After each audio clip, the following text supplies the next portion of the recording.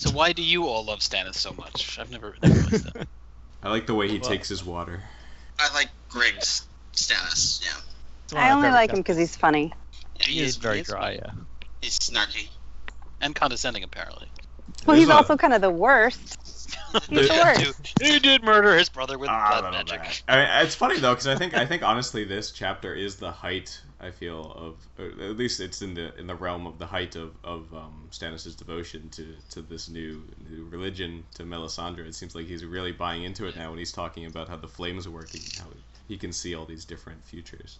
Yeah, well, part of the reason I picked it is just because there's like so many cool lines and cool moments in this chapter. It starts with this, verbal sparring with Sir Penrose, and then you get the character development where Stannis is grieving for his brother, and there's all these moral debates, and then you get this really creepy magic sequence at the end. It is a cool chapter. Yeah, it's got everything. Any thoughts on the parley with Courtney Penrose? Him just like dissing all the other lords? I mean, this is my absolute favorite set of burns in all of the Song of Ice and Fire. I love Sir Courtney Penrose. He is so funny, and I think he definitely is he holds his own in the position he is in. That's very exciting for a minor character. I'm surprised you let Brett voice him. I thought you were gonna. Me too. Yeah, I thought you were gonna get him. Oh, I don't know. I'm happy that Brett got it. He did a good job. Oh, I loved at the end when he says, when Stannis is like, I'll bring the storm to your castle, and he's like, well, remember the name of this castle. It's and so I just imagine badass. Stannis going, damn it, I walked straight into that one. You get a redo on that. Can I get a redo? He certainly wins the rap battle, if not the war. Well, you can see why he's so upset with them. I mean, most of them were on the other side, just like the day before. Yeah. Literally. Here they are, like, no, we're behind Stannis all the way. Yeah, he's like, you guys change kings and gods the way I change my boots. So it's a cool... I mean, it's like Davos kind of aligns himself with him. Like, they're both very loyal, even though they're to different causes, and he respects him more because he keeps the faith, as opposed to all of these other lords who just change loyalty on a dime. And he's one of the few lords who's actually courteous and addresses Davos without, sarcasm. He might have been there when Davos showed up and saved their lives. Oh, yeah, I hadn't considered that, yeah. Do you think that he would have let him have the castle if it hadn't been for him wanting Edric Storm? It sounds that way. I think so, because that was like his one kind of qualifier. Yeah. He was like, what of the boy? Well, it's strange Right. because Stannis offers pretty generous terms, but he refuses to yield, and that seems to be the sticking point. But otherwise, I don't really see why he wouldn't yield to Stannis, because he's the Castellan of Storm's End, and Stannis is his rightful lord. I guess it's maybe just assuming he betrayed Renly, and he's gotten into this dark magic, Right. so he just refuses to hand over Edric Storm. Yeah, it feels like it's thoroughly at least implied that he knows that Stannis has ill intent for the boy. Obviously, something bad, and he just doesn't want to allow that. Which he obviously eventually does, so it was a good read on Penrose. I do think it's interesting to talk about this idea of keeping faith and keeping up with your loyalties with Penrose, and that's something that Davos obviously supports, and yet later, I think that Melisandre makes the clear case that she is the one most keeping her faith and sort of ardently believing in what she does, and she shows that, and she kind of dismantles all his arguments with that argument of, I've always believed this, I know who I am and what I am, and you don't. And yet that is not acceptable to Davos, that form of faith. Yeah, there's an extremism that goes along with like absolute faith, like you can see in Melisandre and Penrose, and even Davos to an extent, where he's so faithful to Stannis that he almost just has to recontextualize the world to make sense of why Stannis is doing some of these things. And Penrose, I mean, it kind of reminds me a bit of the siege at Riverrun, where he's this really badass kind of captain, but at the end of the day, he's ultimately putting the lives of his own people in danger for what seems to be a dying cause.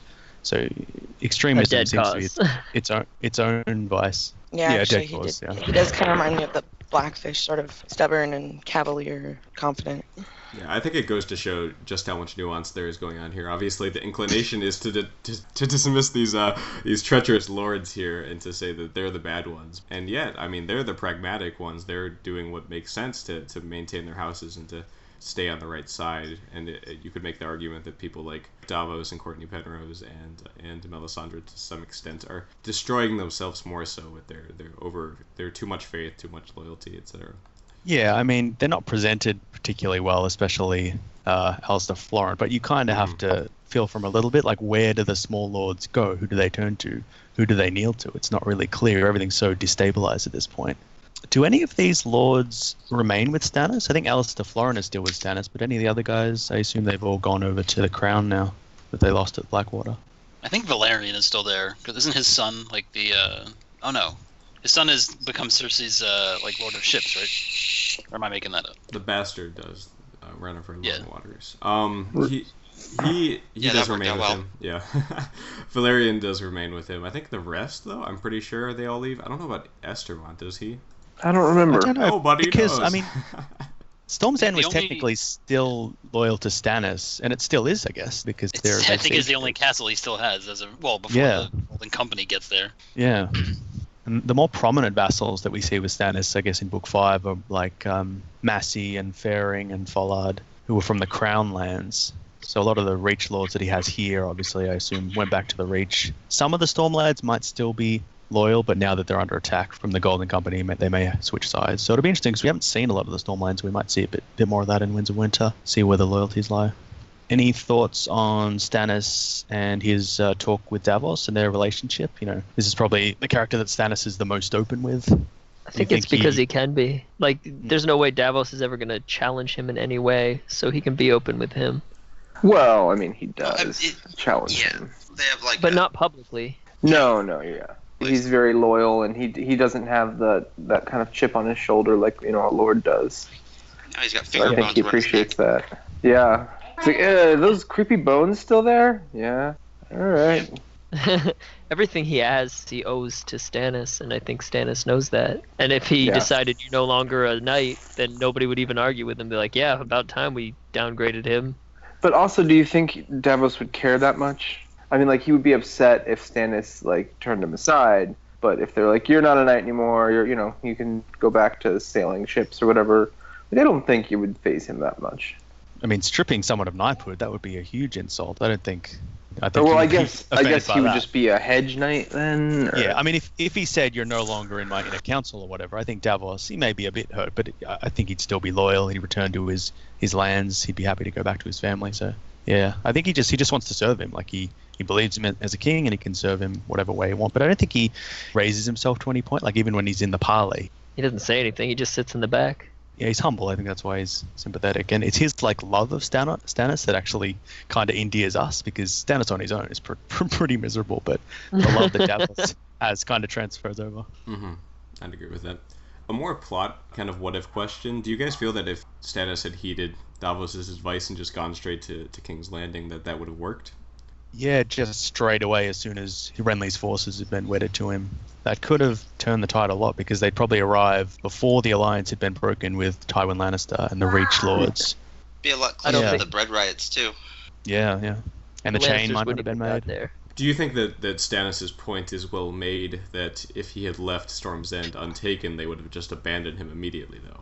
Not if he spun it the right way. I mean, you just need to act like this castle means nothing. The real thing is King's Landing, and obviously everybody would have to agree with him on that. I they would be I like, think Go ahead. that's how he justifies it, right? But that's not really true, I don't think. You think all these guys want to lose all their men trying to take back this worthless castle to their cause? No, but I mean, like, I think he justifies it saying, like, oh, I have to get this back, or people are going to think I'm a chump. But I don't think, like, anyone would really go that way. If you take King's Landing, then, like, okay, I can go back and take the other castle. Like, it's fine. But I think it's because Melisandre's visions, and, like, he's just really, I know I'm about to get this. Yeah. So, Well, he gives really the needs Edric Storm, you know? Oh, yeah. Like, except that's he the doesn't, lot of linchpin. he thinks he does. There's a lot of prophecy stuff interwoven in there, like Melisandre saying, you have to retake this castle. He gives a few reasons, like, I need my seat back. A lot of my power comes through fear. If they assume I don't have the castle, they won't take me It's legitimately. Tuesday. Even excluding the Melisandre's future stuff, I do think that he has a good point, and a lot of good points. I think that we have the benefit of hindsight, obviously, to say, yes, King's Landing probably would not have been in a stable position to defend against him if he had attacked immediately, but he mentions all these things about the Dornish lords holding the marches and the people gathering at Bitterbridge. It's so hard to know if any of this would have ended up biting him if he didn't have the support and the loyalty he needed. Yeah, I mean, it's the benefit of hindsight. It's hard to condemn him too much. We can say if you'd done this, the Lannisters would have fallen, but he didn't know. And I mean, I guess Tywin was perched in a particular position, assuming Stannis would attack at one point, or Renly would attack at one point. So he probably could have intervened. Yeah, the difference would be he wouldn't necessarily have the Tyrells as an alliance. We can just blame Edmure. He ruined it all. Yeah. Oh, Renly didn't. But I mean, he knew Robert was going to die, right? Stannis knew. No, like Stannis knew Robert was going to die when he left King's Landing. I don't know how I mean, he would have known that. I mean, Well, I knew think it was going down, he but- strongly suspected that it was like sooner or later because he's trying to build his cause the whole time he's gone. No, I think he was scared for his life because him and Jon Arryn were the ones that were investigating, and Jon Arryn died mysteriously very quickly, and I think he got out of Dodge because he thought he'd be next. But he knows what's going on. Do we know exactly when him and Mel hook up? It is 10. I don't know Yeah, when in the timeline. Do we know with the linear reread? I guess maybe not because it's like an off-page thing. But yeah, when does Melisandre show up time-wise? I think the first time think she's she shows mentioned up- is in the last Tyrion one, where Tywin sends in to be Hand, and he mentions that Stannis has brought a Shadowbinder to Dragonstone. So I guess just as the war's being kicked off, maybe? It's hard to tell. I mean, I assume Melisandre sought Stannis out. Because I think she sought out his wife and convinced her, and then when Stannis came back home, she was already there. Oh, so you think like when he got back is when all this went down, and he was just like, okay, I'll roll with it. Maybe. I mean, if she convinced him. Yeah. Because Like, I mean, maybe that she would be showed the him only his- way that like he would know before he left King's Landing that Robert was for sure gonna die.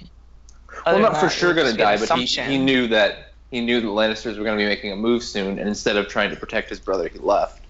So Yeah. Okay. Well, I think him leaving probably ensured the fact that his brother might die soon because Cersei knows that he knows, and the only way she can get away is by killing the king, or having the king be killed. yeah, and then locking him out and being like he's a liar and blah blah blah. I've never actually thought much about this, but this certainly adds a darker glint to Stannis' character. That he basically, if this is to be believed, he basically enables Robert's death, maybe to seize power for himself. Yeah, I don't think it's like supposed to be like malicious like that. It's it's really just the plot requires it probably. But I would be curious to see like when he meets Stannis, or when he meets Melisandre, what his thought process is leaving. Like a bit more of that would be nice. Well, what's really funny about him bailing out of King's Landing is that the Lannisters aren't even the ones that killed Jon Arryn. Yeah. And like it just like Stannis doesn't seem like the type of guy to be like, oh, Jon Arryn's poison, I'm out of here, like he's afraid or something. It just seems like he would send for more men and dig in. Yeah. I don't know. But we don't know him at that point, right? So we kind of don't think about this in the first book. It makes me wonder if Lyson Littlefinger hadn't poisoned Jon Arryn, like how much different shit might have turned out. Like if Stannis would have just teamed up with him and thrown Jon Arryn would have found a way to kind of secure power and let Robert know what was going on, right? Yeah. See, she really screws the pooch. Well, there's so many Littlefinger. there's so many things that go wrong in that way. So many things Ned obviously could have done to get control that he screws up. So many things that maybe Stannis even could have done. It's hard to rule on one failure here. So they send the shadow baby into the castle, and then in the morning it's just like a bunch of dead dudes, right? I think just Courtney Then- Penrose. Is it just Courtney? Yeah. Okay. Well, I was just gonna say, like, if they go in there and everyone's just mysteriously, magically dead, it's funny how, in the presence of magic, the Dothraki, like being a superstitious people, are in awe of Dany. I mean, not all of them, obviously, but the ones that she ends up with in the beginning of Clash. But then Stannis' men don't seem to kind of like recognize that same magical property But I also think and have it command. Yeah, their because it's loyalty. not as overt. Yeah, I also think there's Yeah. a different style, I suppose, to these different kinds of magics. I think it's much easier to look at what Dany did and see it as kind of righteous and good and powerful, whereas obviously it's much more malevolent. and sneaky. Yeah, underhanded and sneaky with Melisandre here. It's much easier. I mean, obviously it's a shadow moving and assassinating people. It's not hard to look at this negatively. And I assume, like, when they find the body, they just assume that somebody killed him so they wouldn't all have to die for his cause,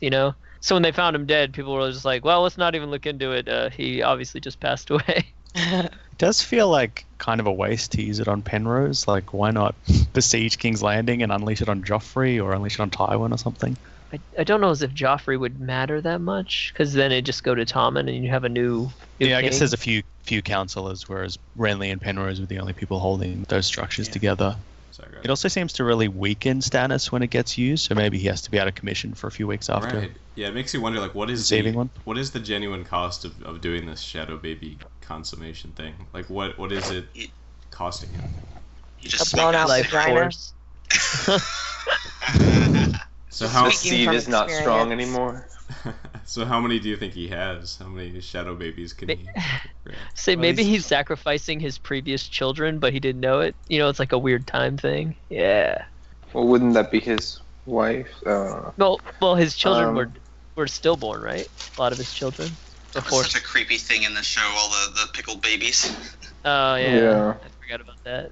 She kept them. They haven't gone back to that. It's like, Too bad. yeah, they don't really go into the details on like how the shadow babies work so much, but yeah, you would almost kind of think like you make a shadow baby, it goes and kills Courtney Penrose, and you're like, can you go do something else real quick? Can you make it to King's Landing by noon? Like, I don't know. Like, Oh yeah, he's like, oh no, shadow baby lives for 10 minutes, bro.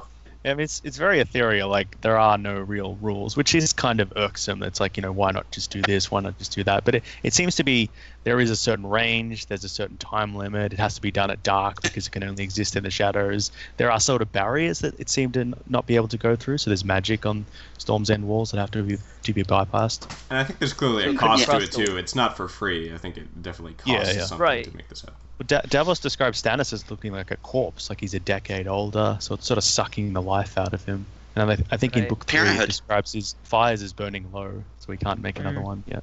10 minutes costs him 10 years. I hate when that happens. 10 minutes of fun, yeah. 20 years later.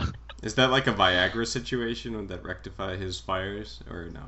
You rectify his fires? hmm Well, he's used 2, and I don't know if there's like a rule of 3, like he uses the 3 leeches, and Arya uses her 3 kills. I wonder if there'll be a third Shadow Baby at some point. I think if he does, it'll kill him. Maybe that'll be his cost, like he gives up his own life to use one last Shadow Baby against the others or something. So there is some speculation. I don't like think there's it could cross the wall. Oh yeah, that's true. Isn't there something about shadow babies at the wall at the end of Dan? Isn't there something with that? Something to So do with Mel's John. gonna have though. one with John. Yeah. Right. But to what end? Someone's. To kill someone, it's always to kill someone. Is it though? Could it do other stuff? I wonder. It's Like good make plan. you, make you breakfast. For 10 minutes. Any thoughts on Stannis' monologue about Renly and the Peach? I feel like he does have regret. Regret that his brother had to die, not regret that that's the way he had to go. Do you know what I mean? Yeah. I think it is that he kind of regrets. It's not something he's consciously recognizing maybe, but it feels like he does have a lot of guilt in there about the way that he enacted this, that he basically used dark magic to kill his brother. I think that he's feeling that, and it's affecting He didn't him. do it. You can't say that he did. He was laying I in was his bed, asleep. damn it. Yeah. I like that line. I woke up and when I looked down, my hands were clean. It's a It's Macbeth a really kind nice of thing, right? passage. He's like, alibi, bitch. It would have been neat if they like just had this like tugging at Stannis' character throughout the rest of the books. It kind of, he doesn't forget it, but it kind of just goes away. Well, the fact that he actually has to dream it and carry out the murder in his own head almost seems like part of it wanted him to kill Renly, and he just projected it into the shadow. Like that was the hateful part of Stannis that was drawn out and used. And like he doesn't have it anymore. Yeah, I don't know. Yeah, but and he's still he haunted by it. justifiably like his anger over Renly being like, I'm king now is justifiable, right? It's interesting, especially in this book, how important like the Baratheon sibling rivalry is. It like they never actually get a point of view, but it's mentioned a few times. Maester Crescent's sort of talking about Stannis being the one who needed the most love, and I think Donald Noyce describes them as like different kinds of steel. Stannis is iron; he'll break before he bends.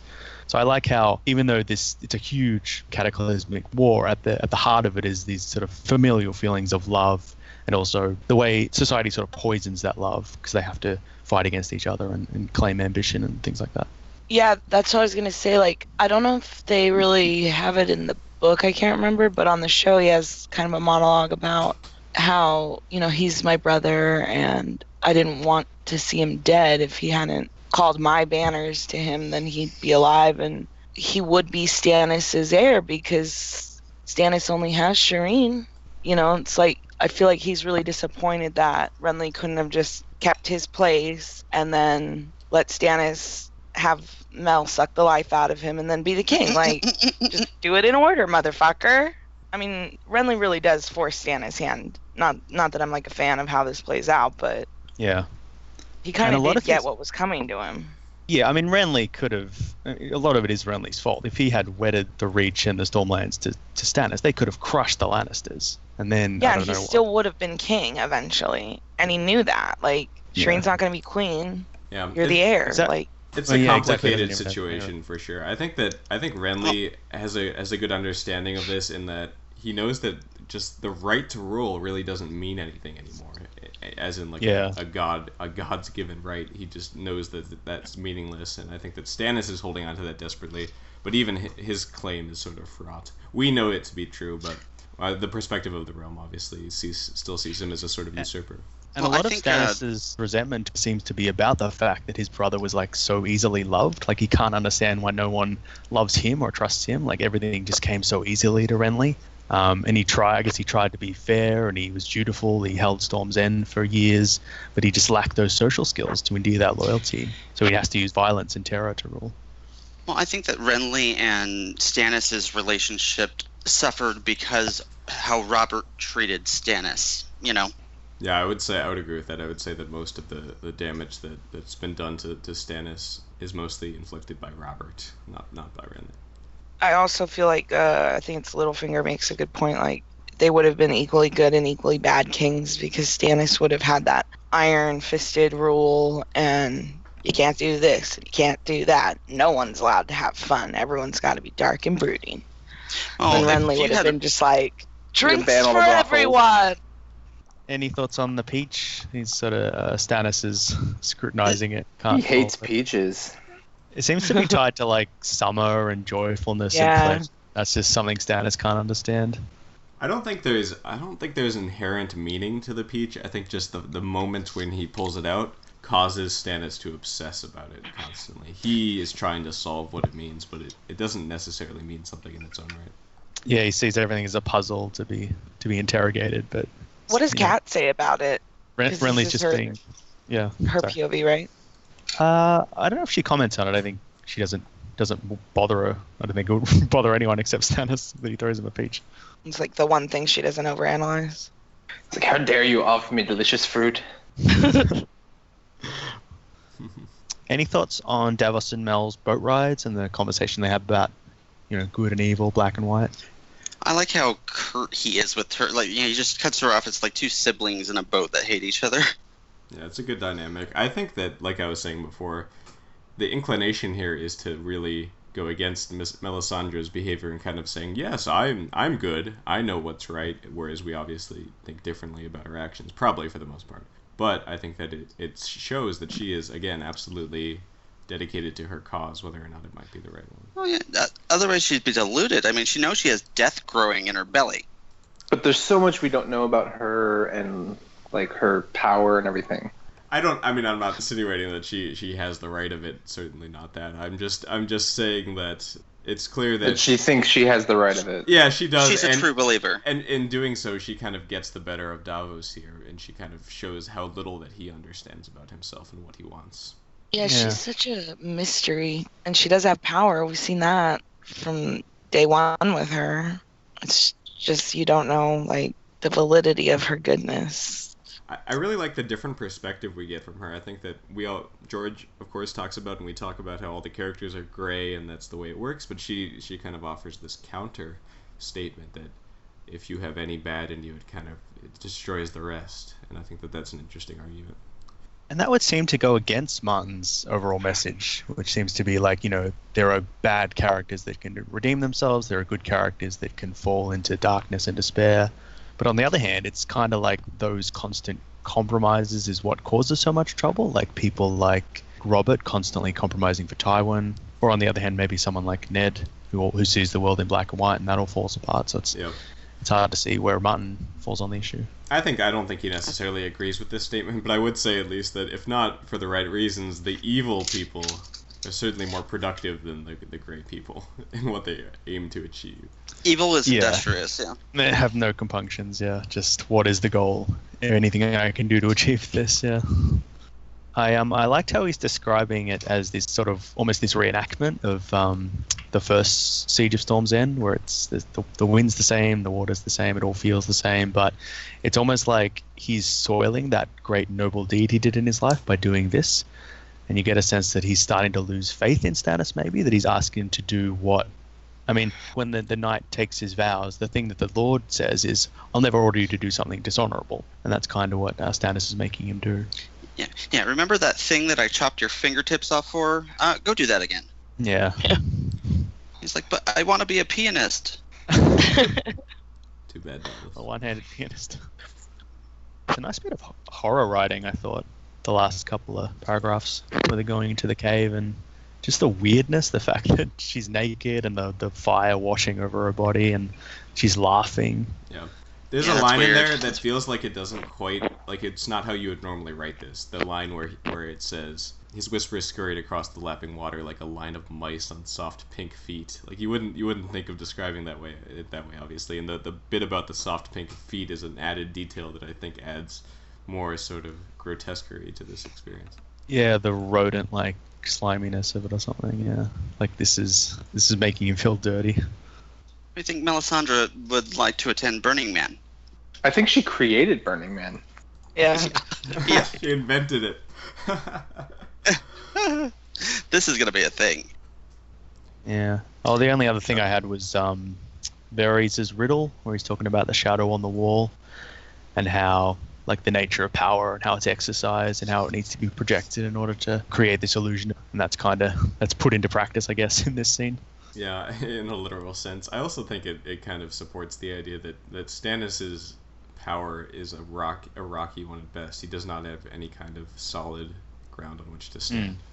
Wasn't there a line like in the third book where the wildlings are talking about magic and it's something that you shouldn't use because it has no hilt, like it'll burn you because there's no like firm ground on which to use magic? Yeah, it's interesting. The people that actually believe in it are like, oh, well, you got to be careful with that stuff. Any thoughts on Patchface and his shadow visions? Because this was the place where I guess he drowned almost, Shipbreaker Bay, and also where the Baratheon parents died. Patches. He is creepy as fuck. If there were ghosts, wouldn't Storm's End be like the most haunted castle? I know. Oh. Yeah, Rojo Tree's stuff of nightmares when he's... Ho, ho, ho! Patchface. I know! Yeah. I know. Are we of the opinion that Patchface is some scion of the drowned god or something to that effect? Yeah, well, after reading the World of Ice and Fire, that's kind of what I've started to think, that he's connected to the water creatures or the deep squishers ones. or whatever. Yeah, the deep ones, the drowned god stuff. Cthulhu and whatnot. Will we ever get any explanation about Patchface, do you think? Or is that just going to be left how it is forever? No, he's going to keep him creepy. Well, Mal has like nightmares about him. She sees skulls like pivoting him and stuff. Good. There's something going on with him. Well, there's something wrong. If you can have a monster come out of your vagina and then you are having nightmares about something, yeah, there's something seriously wrong there. Yeah, that's bad. Yeah, that's next level. Do you think it's hard to give birth to a shadow baby like a real baby, or does it just slide right out? I was wondering when we'd get there. Well, I guess there's no bones. It seems difficult, though. It seems like it's not a smooth process. She's having a Nissa moment. It's one of the only other mentions where there's an agony and ecstasy together at the same time. Right, the Nissa. Yeah. Because having had a human being come through my body, there's no mistaking it for ecstasy at all. No. No. Straight up horror. Like the Texas Chainsaw Massacre down there. If I were a girl, I would just have like a complex. I'd be like, people come in, they're going to come out, and it's going to be awful. And I would freak out my entire pregnancy. Like, it would be awful. I don't know how women do it. I was Mad 3 respect, weeks yeah. overdue, so I just wanted to get him out. I had some anxiety, and then It was just like, please, Jesus, get this thing out of me. All right, well, that's all I've got, probably. Yeah, that's all I've got.